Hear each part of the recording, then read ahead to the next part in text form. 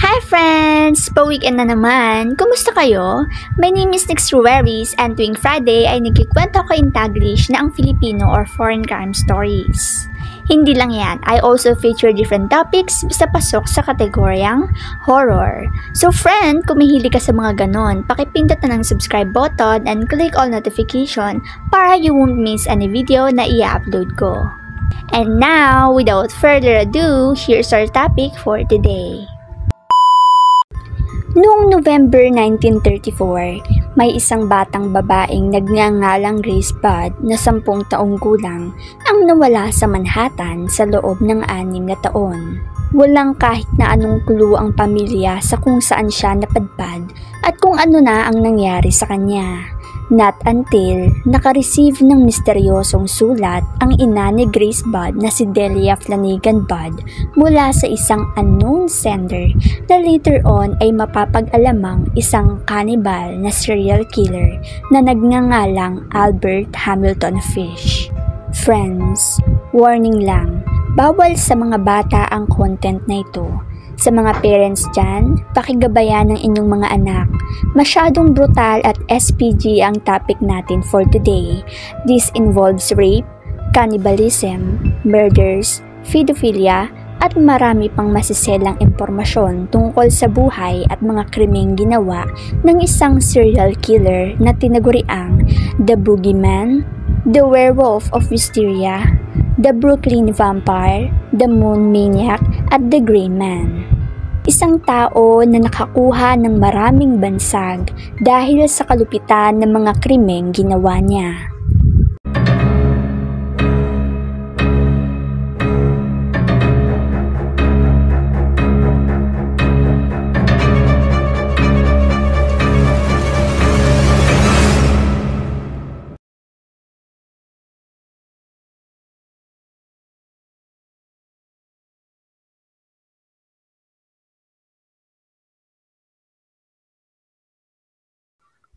Galing sa mag-asawang Randall at Ellen Fish, ipinanganak si Albert Hamilton Fish noong May 19, 1870 sa Washington, D.C. And friends, mas matanda ng 43 years ang tatay niya kesa sa nanay niyang si Ellen Fish. Kaya sa mga single dyan, baka naman di pa pinapanganak ang para sa iyo. Charot! Bunso sa 4 na buhay na magkakapatid si Albert Hamilton. 4 na buhay kasi may kapatid pa silang isa na namatay, to which dun niya kinuha ang pangalan niyang Albert dahil ayaw niya sa pangalan niyang Hamilton. So bali 4 silang magkakapatid, diba? Si Walter, Annie, Edwin at ang bunso na si Hamilton Fish. Maliit at tahimik na bata si Hamilton noon. Bata pa lang siya nang magkaroon siya ng sakit sa pag-iisip. It runs in their family, ika nga, dahil bukod sa kuya niyang nasa asylum, diagnosed din ng mania ang tito niya. Diagnosed naman ng mental affliction ng ate niya at ang nanay niya na si Ellen Fish ay nakaka-experience din ng visual hallucination. Habang ang iba pa niyang 3 kamag-anak ay diagnosed din with mental illness. 75 years old na si Randall Fish habang 32 years old naman si Ellen nang ipanganak ang kanilang bunsong anak na si Hamilton at nang sumapit ang 5 taong edad nito, inatake siya sa puso at tuluyang pumanaw.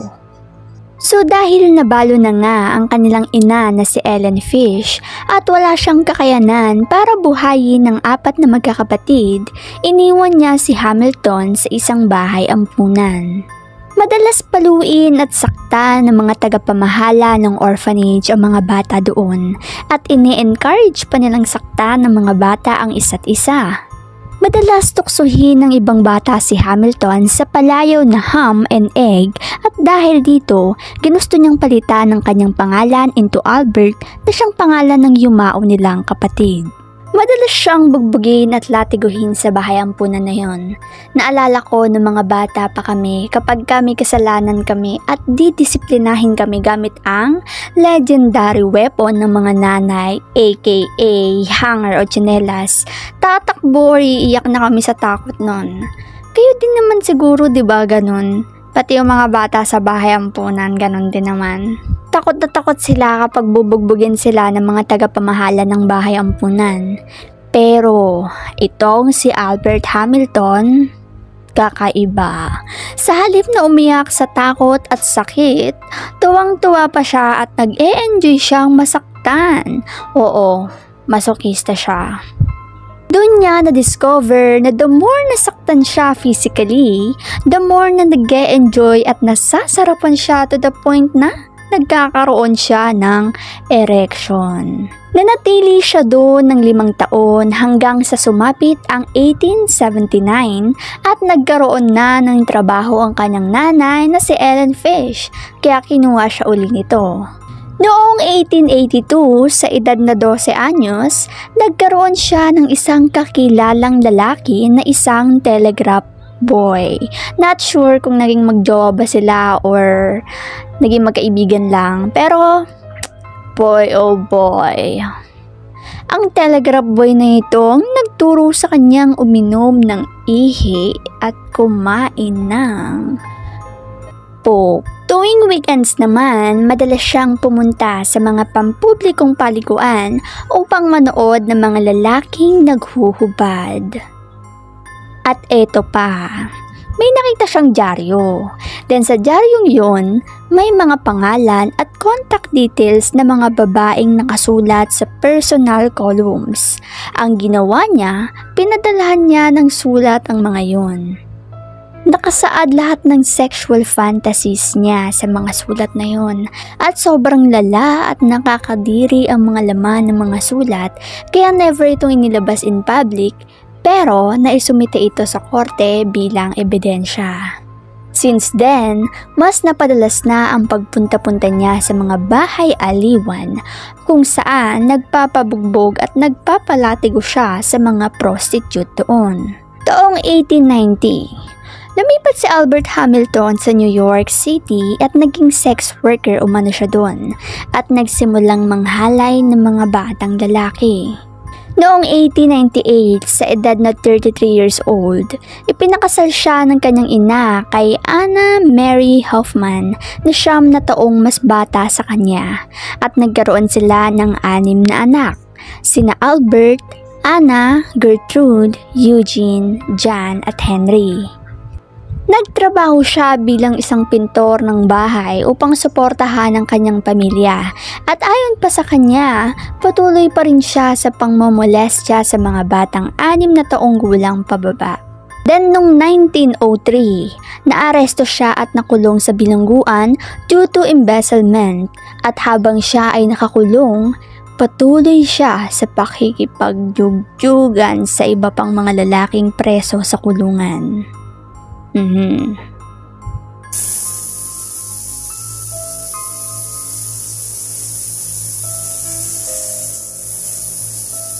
Walang nakakaalam kung anong kinahinatnan ni Thomas Kayden.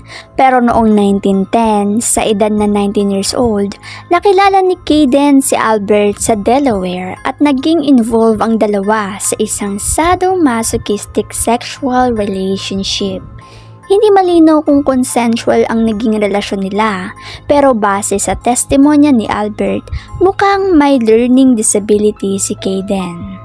Pagkatapos ng 10 araw ng pagiging magkarelasyon nilang dalawa, dinala ni Albert Hamilton si Kayden sa isang lumang farmhouse at doon ay tinorture niya ito ng 2 linggo.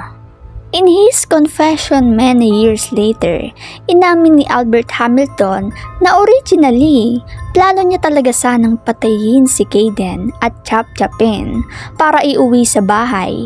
Pero nagbago ang isip niya dahil mainit ang panahon ng mga oras na yun at nangamba siya na baka mas mabilis mabulok ang karne at mga amoy na maaaring maging dahilan upang siya ay mahuli. So ang ginawa ni Albert, itinali niya si Kayden at hinati sa 2 ang ari nito. Nilagyan niya ng peroxide ang sugat at binalot niya ito ng panyo bago siya umalis at nag-iwan ng $10 bill Noong 1970 naman, sa makabilang bahay ang asawa niyang si Ana at nakipagtanan sa isang handyman at dinala lahat ng kanilang mga ari-arian. Naiwan ng 6 nilang anak kay Albert Hamilton, and at this point, nagsimulang mag-deteriorate palalo ang mental health niya. He suffered from auditory hallucination at naniniwala siya na si St. John na Apostol ang nag-uutos sa kanya na manakit ng mga bata at saktan ang sarili niya. Nagkaroon pa siya ng kakaibang habit. Pinapasukan niya ng karayom ang groin at abdomen area niya. And by the time na naaresto siya at ipina-x-ray, merong at least 29 needles ang nakita sa katawan niya. Pinapasukan niya rin ng wool na may lighter fluid ang kanyang puwetan bago ito sindihan. Although pinaniniwala ang never niyang inabuso o sinakta ng sarili niyang mga anak, isinama naman niya mga ito sa kanyang self-flagellation. Meron siyang paddle na may mga pako na ginagamit niyang panghampa sa sarili niyang katawan at hinihikayat niya ang mga bata na gamitin ito sa kanya.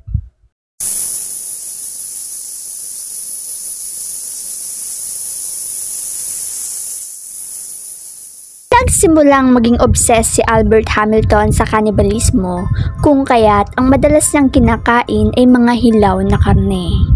Paminsan-minsan ay pinapakain niya rin ito sa kanyang mga anak at pinaniniwalaan niya na mismong ang Diyos daw ang nag-uutos sa kanya na pumatay at mang-torture ng mga bata, pati na rin ang pagpuputol sa mga ari nito.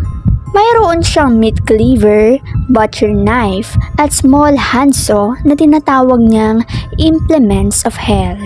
Mostly ng mga tinatarget niyang mga biktima ay either disabled o mga African American dahil tingin niya walang masyadong maghahanap sa mga yun kapag iyon ang kanyang pinunterya. One time in 1924, nakita ni Albert si Beatrice Kiel, isang 8 years old na batang babaeng naglalarong mag-isa sa farm ng mga magulang nito. Dito na naman umandar ang aha moment ni Hamilton. So ang ginawa niya, tinawag niya si Beatrice. Sabi niya, tulungan mo ko maghanap at manguha ng rhubarb and then babayaran kita.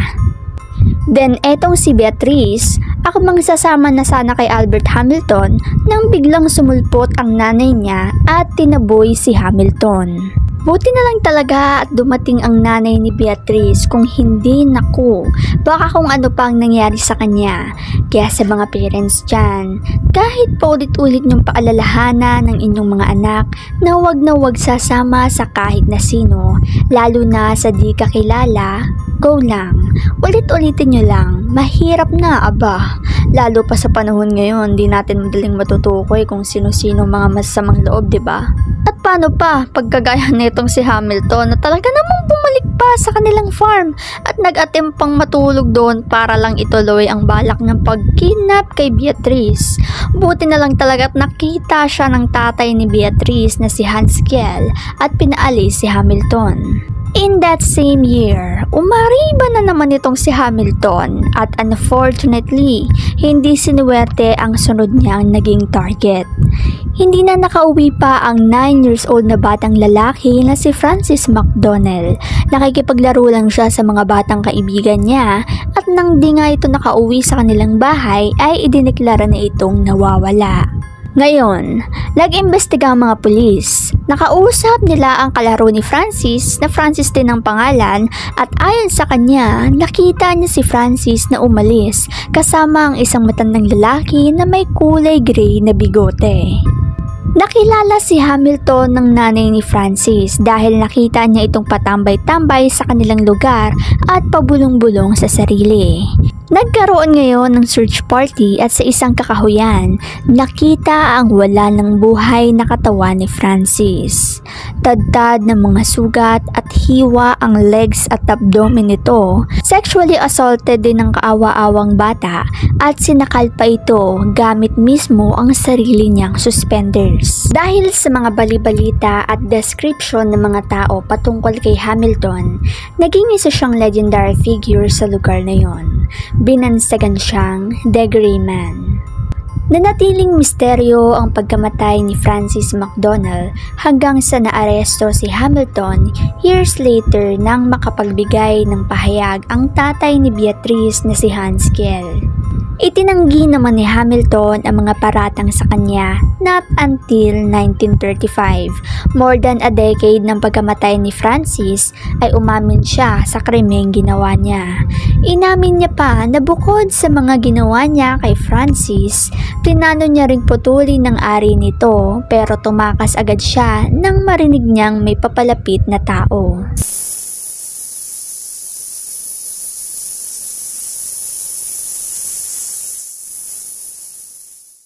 Another legend na naman ang kumalat patungkol kay Albert Hamilton noong 1927 nang isa na namang bata ang nawala, this time sa lugar ng Brooklyn.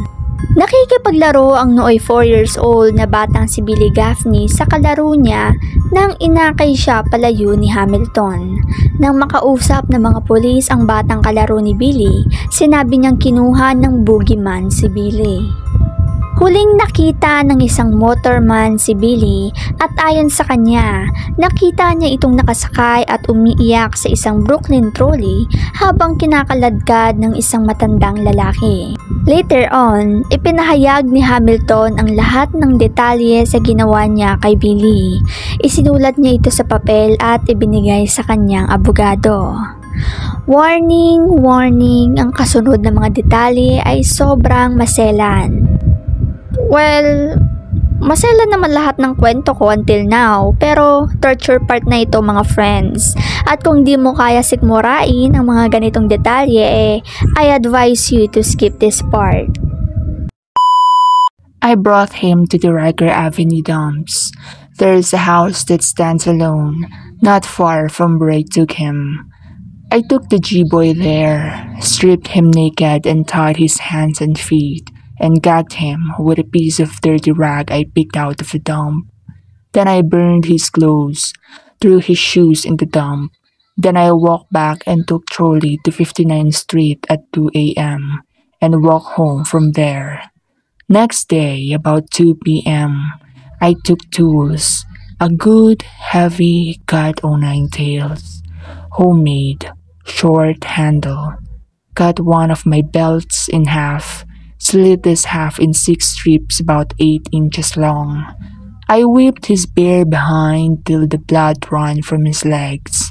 I cut off his ears, nose, slit his mouth from ear to ear.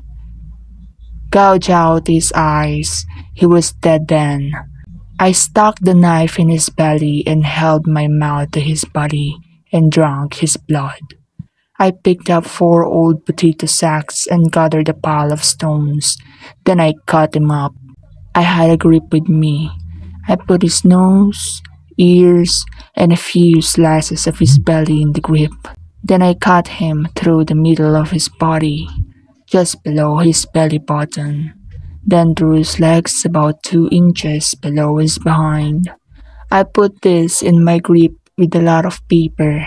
I cut off the head, feet, arms, hands, and the legs below the knee. This I put in sacks weighed with stones, tied the ends and threw them into the pools of slimy water you will see all along the road going to North Beach. Water is 3 to 4 feet deep. They sank at once. I came home with my meat. I had the front of his body I liked best, his monkey and peewees, and a nice little fat behind to roast in the oven and eat. I made a stew out of his ears, nose, pieces of his face and belly. I put onions, carrots, turnips, celery, salt, and pepper. It was good. Then I split the cheeks of his behind open, cut off his monkey and peewees and washed them first. I put strips of bacon on each cheek of his behind and put it in the oven. Then I picked 4 onions, and when meat had roasted about 1/4 hour, I poured about a pint of water over it for gravy and put in the onions. At frequent intervals, I basted his behind with a wooden spoon, so the meat would be nice and juicy. In about 2 hours, it was nice and brown, cooked through. I never ate any roast turkey that tasted half as good as his sweet, fat little behind did. I ate every bit of the meat in about 4 days. His little monkey was as sweet as a nut, but his pearies I could not chew. Threw them in the toilet.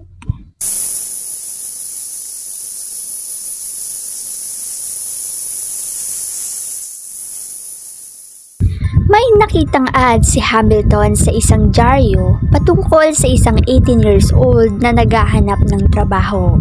Pumunta siya sa address ni Edward Budd at nagpakilalang Frank Howard. Sinabi niyang kailangan niya ng katulong sa farm at binigyan niya ng job offer si Edward. Ikinuwento rin niya ang tungkol sa mga anak niya at kung paano siyang iniwan ng kanyang asawa. Sobrang naglulook forward si Edward sa trabahong inalok ni Hamilton dahil gusto niyang kumita ng pera para makapag-provide sa family nila. Inoferan din ng trabaho ni Hamilton ng kaibigan ni Edward na si Willie. At ang plano, after a few days ay dadaanan sila ni Hamilton para sunduin papunta sa farm. Pero di natuloy si Hamilton. Kaya nagpadala ng sulat si Hamilton stating na he would be in touch in a few days.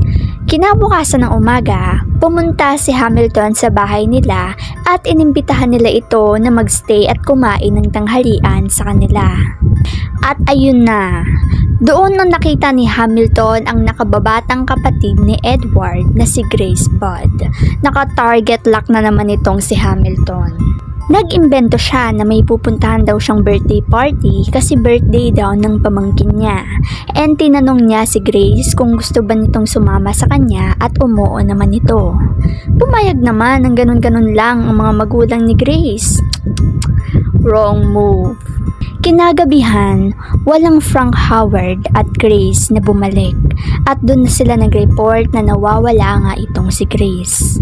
Nagkaroon ngayon ng investigation at walang kahit na anong leads regarding sa kaso dahil di talaga nag-e-exist si Frank Howard. Walang Frank Howard. Albert Hamilton lang at di naman nila alam ang tunay na pangalan niya.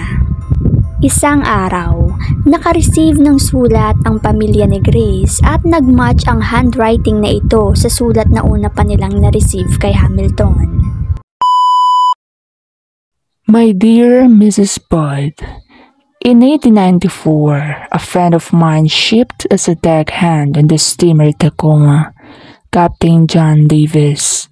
They sailed from San Francisco to Hong Kong, China. On arriving there, he and 2 others went ashore and got drunk. When they returned, the boat was gone. At that time, there was a famine in China. Meat of any kind was from $1 to $3 a pound.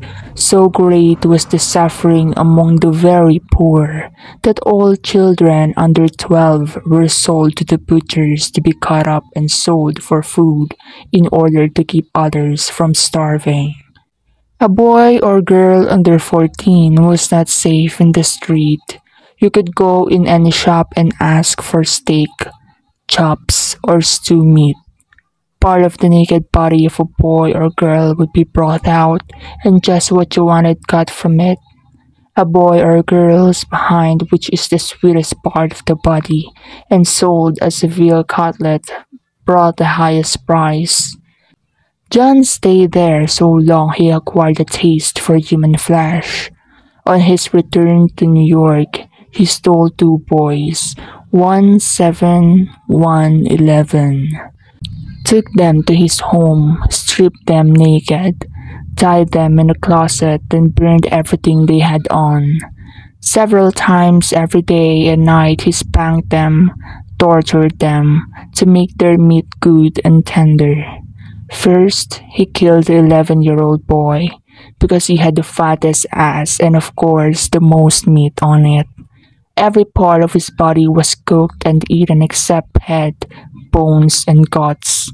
He was roasted in the oven, all of his ass boiled, broiled, fried, stewed. The little boy was next, went the same way. At that time, I was living at 409 E 100th Street, Rare, right side. He told me so often how good human flesh was. I made up my mind to taste it. On Sunday, June the 3rd, 1928, I called on you at 406 W 15th Street, brought you pat cheese, strawberries. We had lunch. Grace sat in my lap and kissed me. I made up my mind to eat her, under pretense of taking her to a party. You said yes, she could go. I took her to an empty house in Westchester I had already picked out. When we got there, I told her to remain outside.